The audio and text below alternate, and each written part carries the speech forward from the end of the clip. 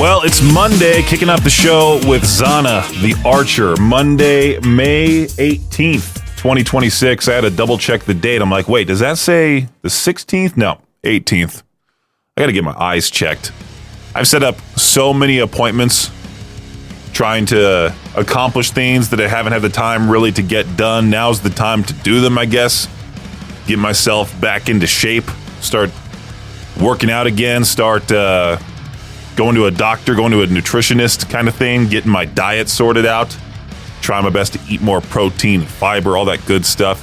If you want to get a hold of me, you can over at 208-535-1015. Over the weekend, I decided to completely get rid of a lot of things.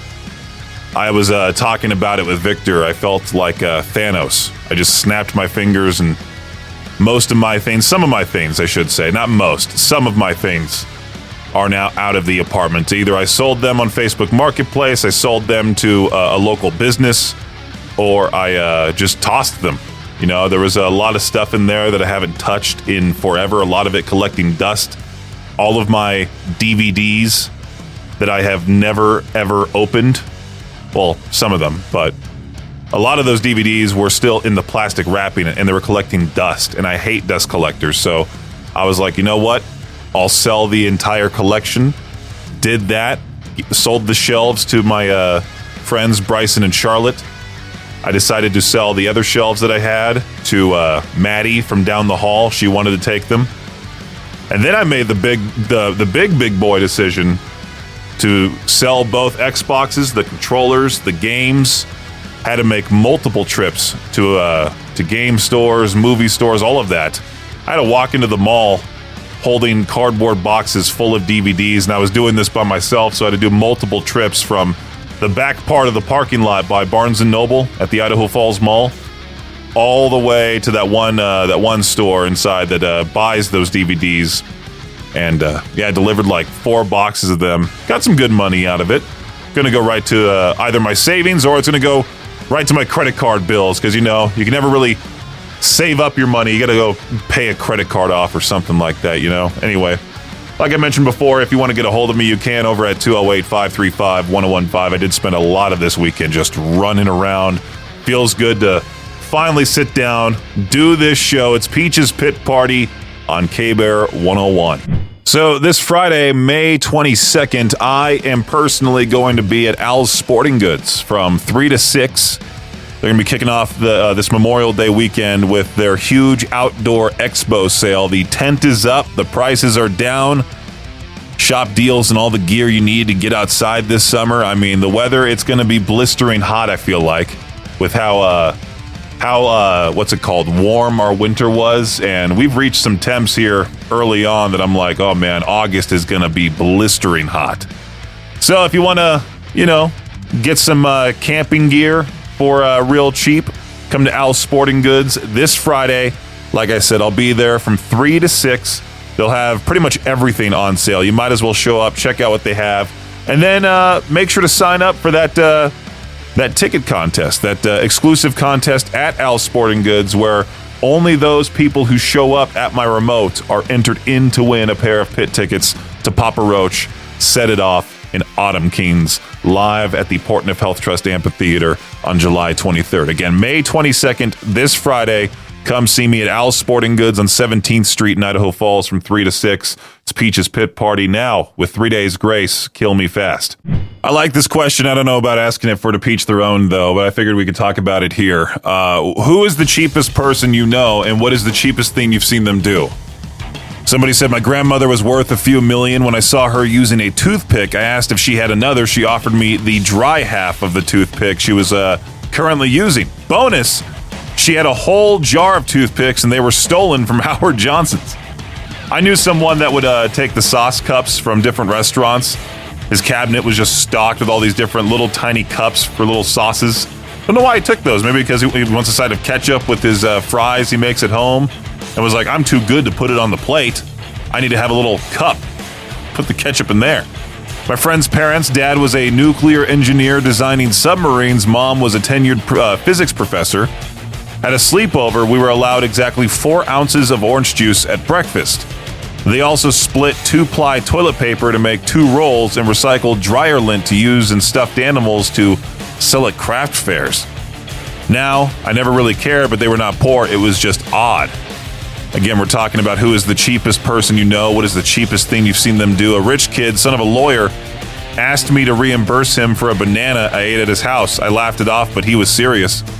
I could not imagine being that person. Like, you charge them gas money, you charge them, well, it depends on the road trip, right? Like, if you're going pretty far, like if you're going to Salt Lake City or Boise and somebody's, joining in on the ride, they should pitch in gas money. But if it's like a bunch of errands they're running with you, and next thing you know, that like they hand you a bill, or like you hand them a bill, you spin the iPad around, make them tip you as well. Stop it. This question just reminds me of that episode of Extreme Cheapskates where that guy said he reuses Kleenex. He'll dry it out in the sun. It's very gross. Very, very, very gross. I can't imagine visiting that guy's house, just seeing the Kleenex right there on the counter, drying in the sun so he could use it again. It's Peach's Pip Party on K-Bear 101. I started off the show talking about how I cleaned my place up, sold a whole bunch of stuff, got rid of a whole bunch of stuff, went from room to room to room to room, looking around for things that I could possibly just dispose or make some money off of. And there was quite a lot. Got rid of old shoe boxes, got rid of my computer box, got rid of my Xboxes as well, sold those. Can't believe those are gone. Now I'm an exclusive PC gamer. But I was reading here, funny enough, in the radio prep, talking about baby boomers, how they're downsizing, but they still need enough space to store all of the stuff they refuse to get rid of, like vintage things, like vintage dishes, cast iron skillets, rotary phones. They won't even get up. Vinyl records as well on this list, but I wouldn't give those up either. Vinyl records are cool, all right? You want to get a nice sound system. Mine's okay, but I definitely want to upgrade to a much, much better record player down the line. Have a whole room dedicated to listening to music. That's what my living room kind of looks like now. There's my record player. That is also the radio. That is also a CD player, cassette player as well. Got it all right there. As soon as you walk in, there's just the couch facing the music player. It's kind of like just for show, because usually when I get back to my place, my crappy apartment, I either go to my bedroom and lay down on the bed and watch TV, or I just go straight to the computer room and just mess around on the computer. I can't imagine having such a big house in the future where like there's the prop living room that nobody ever touches, and then you go to the actual living room. You've seen that before. You visited those places, or maybe you're one of those people. I mean, who knows? Anyway, here's Atreyu, all for you on K-Bear 101. With the release of the 2026 NFL schedule last week, plenty of fans as well as restaurants and bars are complaining about the number of games on streaming services. Even the government is involved with this issue. If you're one of the fans pushing back against this trend, you're probably out of luck, as the NFL has no intention of changing their ways. I mean, obviously. And NFL Executive Vice President of Media Distribution Hans Schroeder suggested the league is going to keep rolling with games all over the place. We love our model, he said. We think we have the most fan-friendly model there is of any sport or entertainment as far as distribution. What a tone-deaf thing to say. The Pittsburgh Steelers, they're bringing back their quarterback Aaron Rodgers for the 2026 season. Rodgers, who begins his 22nd NFL season, signed a one-year deal with the team worth up to $25 million with $22 million guaranteed. Rodgers turns 43 years old in December. We'll see how his relatively old body handles one more season in the NFL, and if the Steelers can find some success with Rodgers under center. Well, that was something. Over the past 18 months, Gina Carano lost 100 pounds to weigh in at 141.4 pounds for Saturday's MMA fight against Ronda Rousey. I didn't even recognize it was her. There was some footage of her at the gym, and I was like, wow, she looks scary skinny. Like, she looked pretty good before, of course, obviously. When she was, I can't believe she weighed 241? Good for her. Good for her. She weighs 141. She looks totally different, drastically different. I wonder if she'll keep it that weight or go back to a much healthier weight. I hope so. All that hard work that she spent over the last 18 months to lose over 100 pounds, and the fight was pretty much Rousey submitting Carano by armbar in 17 seconds. That was it. Two famous fighters lasted 17 seconds. Fans were unhappy, but it all worked out for Rousey, who walked away from her supposedly last fight with $2.2 million. Carano, who was also paid $1.05 million, a measly $1.05 million. Put me in the ring against Ronda Rousey for 17 seconds. I don't care if she almost nearly breaks my arm. I'll take $1.05 million. That does it for your Shot Clock Sports Update right here on K-Bear 101. I'm not losing I'll try to lose over 100 pounds. I might be unsuccessful, but I'll try. Growing up, I don't think my family and I ever went to a Pizza Hut that was old school, where you get to sit down, they serve you the pizza, that kind of thing. That stuff's been gone for as long as I've been around, I think, right? When did they stop doing that? When did Pizza Hut stop dine-in?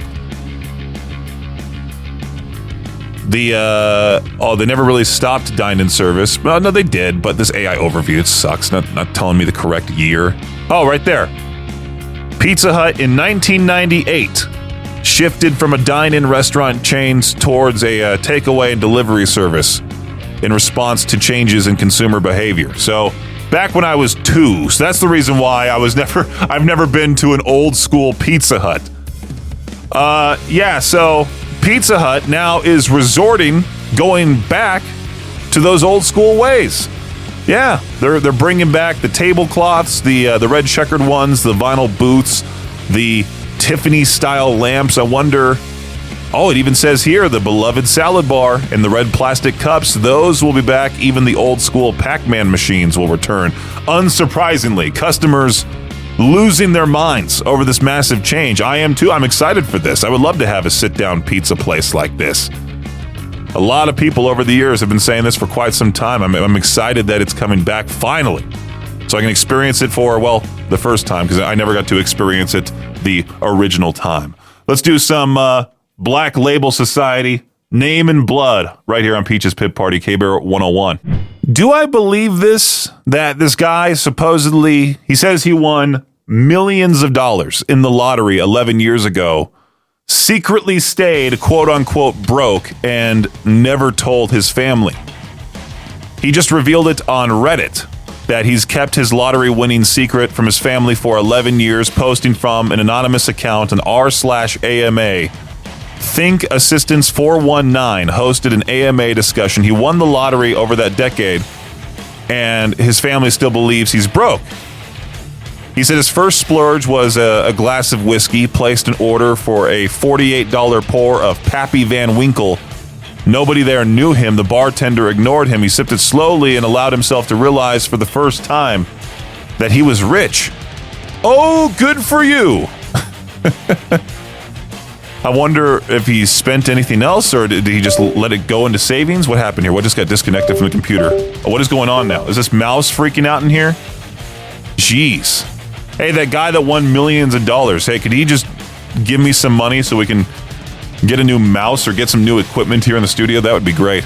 Imagine having to explain this to the guys at work Monday morning. This New York construction worker, he's suing a portable toilet company after he says a porta potty in Times Square tipped over, launched him out onto the pavement, and apparently wrecked his let's say his personal life in the process, which honestly might be the most aggressively New York injury story ever written. According to the lawsuit, the thing rolled off a curb while he was inside it, and the legal docs literally say he was catapulted out of the porta-john. Catapulted. Now, he and his wife are suing for damages because they say the injuries destroyed their intimacy and companionship. Meanwhile, the developers are basically going, hey, everybody knows the risks of using a porta potty, which, I mean, there's a weird porta potty in Laguna Beach that is on some kind of platform. You have to step onto it. And of course, being the heavy guy that I am, when I step onto the platform, that thing jumps up and down. It's like you're trying to use the restroom in a bounce house. And of course, you got your friends outside, my friends outside, thinking it's funny to try to see how far the thing can go, jump in the air. So they're jumping on the platform outside the porta potty. Oh man, I'm not going to go into too much detail about that, but yeah, there's that whole thing that goes on. There's a lot of porta potty risks. Tomorrow's the Idaho primaries, which means it's officially time for everybody to stop pretending they're too busy for voting while somehow still finding 3 hours to scroll Facebook reels, and all that stuff.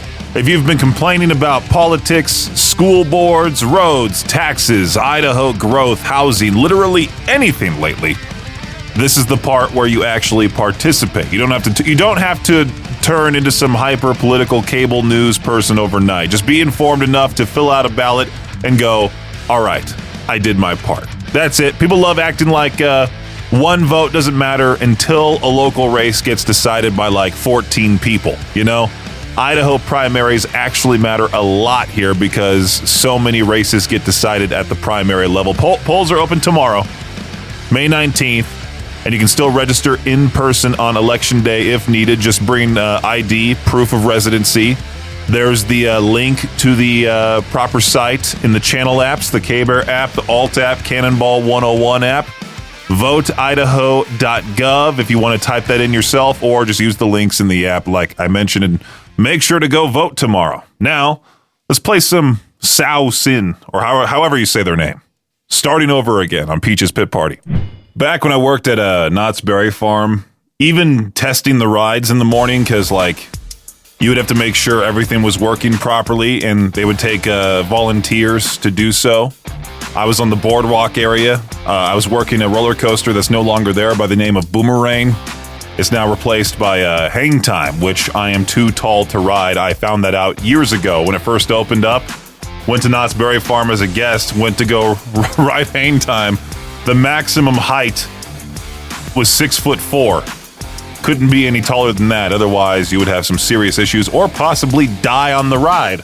Just like how I've talked about with Accelerator at Knott's Berry Farm, which goes from 0 to 60 in like 2 seconds. If that thing launches and your head's above that headrest, your neck breaks, you're dead. Next thing you know, you're a dead body flailing on a roller coaster as it's going top speed. I've always had this massive fear of riding a roller coaster, and right as you go to the upside down portion of the loop, the roller coaster stops and you're stuck. And I just saw this article pop up not that long ago. A power outage at Six Flags caused riders to walk down roller coaster tracks after multiple attractions just randomly shut down. The poor people, are they going to sue for emotional damages? I bet they will. What is going on that Shinedown tour? I know they have Coheed and Cambria and From Ashes to New opening up for them, but then they also have DJ Rockfeed, who I thought was just like a rock and metal news person, reporter on YouTube. I find out he's an actual DJ, and so he's doing like a little DJ set prior to the shows. Like, no, he's the first opener of the night playing these songs and just, spinning the records and all of that. But all of a sudden, he uploaded a picture of himself in a neck brace and Braun Strowman. I don't know if Braun Strowman's with WWE anymore. Braun Strowman's a wrestler. I don't know if he, I don't know what the whole point of it was, but he, pretended to body slam DJ Rockfeed, or he did body slam DJ Rockfeed. I'm not exactly sure. Just all of a sudden, I saw that pop up. Braun Strowman next to Rockfeed. I guess that he's doing these weird stunts at the shows now. You can catch Shinedown, that exact lineup, as part of the Dance Kid Dance Part 2 tour. It's coming to Boise, the Extra Mile Arena, I believe, on August 10th.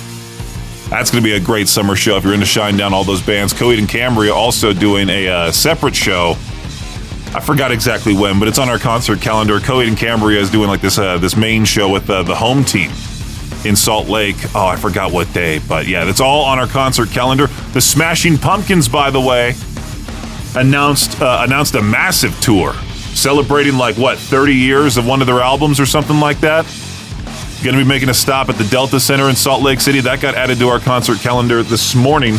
Also, Everclear announced a tour. Again, riverbendmediagroup.com/calendar, or just use the shortcut to the concert calendar via the apps. Here's Autumn Keen. Speaking of bands coming to the area, Autumn Keen set to open for Papa Roach and set it off at the Portneuf Health Trust Amphitheater on July 23rd. Here they are with Gone, Gone, Gone on K-Bear 101. Today's What the Headline comes out of my neck of the woods, California. Of course, it has to involve this particular hair color. A woman allegedly robbed a bank while looking like she was actively trying to become the easiest suspect of all time. Police say she walked into a Chase bank, handed over a threatening note, got cash from the teller, and then just left. Now, normally in bank robberies, people try very hard not to stand out. This woman reportedly had bright blue hair, was wearing a leopard print jacket. You know, it's like when your custom character pops up in a cutscene. Oh, yep, there they are. I love how the police quote saying tellers had no problem giving a description. Yeah, I bet. Did you happen to notice anything unique about the suspect? Oh, only every single thing possible. Bright blue hair, leopard print into the mix as well. Police basically looking for a human energy drink. Anyway, that's today's What the Headline right here on K-Bear 101. You remember that tourist in Hawaii who got caught on video throwing a rock at that endangered monk seal everybody was furious about?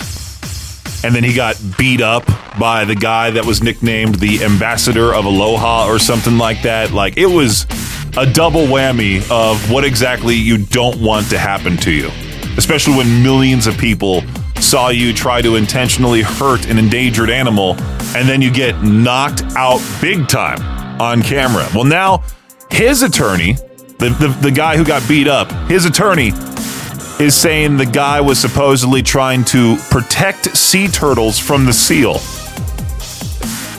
You cannot throw rocks at all, no matter what the excuse is. It's not your job to do so. I can't believe there's a guy actually trying to defend this guy. The lawyer says the guy saw turtles nearby and thought the seal was being aggressive toward them. I'm speechless. I really am. You don't just appoint yourself as the protector of the sea. It's like, okay, Aquaman. Can you imagine making that big of a mistake? If you ever make a mistake at work, say like you accidentally delete a document or something like that, just remember this guy, the guy who not only, like I mentioned, tried knocking out a seal, or I think he did knock out a seal, and then gets himself knocked out, and millions of people saw it. K-Bear 101, it's Peach's Pit Party. There's this 14-year-old that I'm reading about in Norway who has now allegedly stolen and driven a bus, not once, not twice, but 3 separate times in 6 months. At this point, just hire him.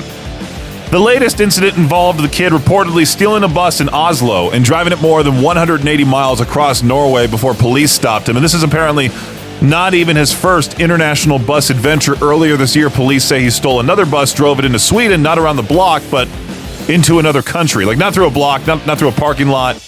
No, into another country. What kills me is one police officer admitted the kid actually wasn't driving badly.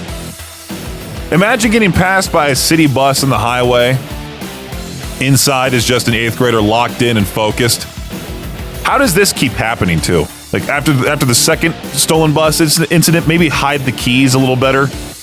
This kid had apparently decided public transportation is his calling, so good for him finding what he wants to do on very early. Good luck to him. Thanks for listening to Peach's Pit Party, the podcast. If you enjoyed the show, please share, subscribe, and rate the podcast. Peach's Pit Party is hosted by me, Peaches, a.k.a. Brendan Peach, and is a production of Riverbend Media Group. For more information or to contact the show, visit riverbendmediagroup.com. Until next time, Peach out.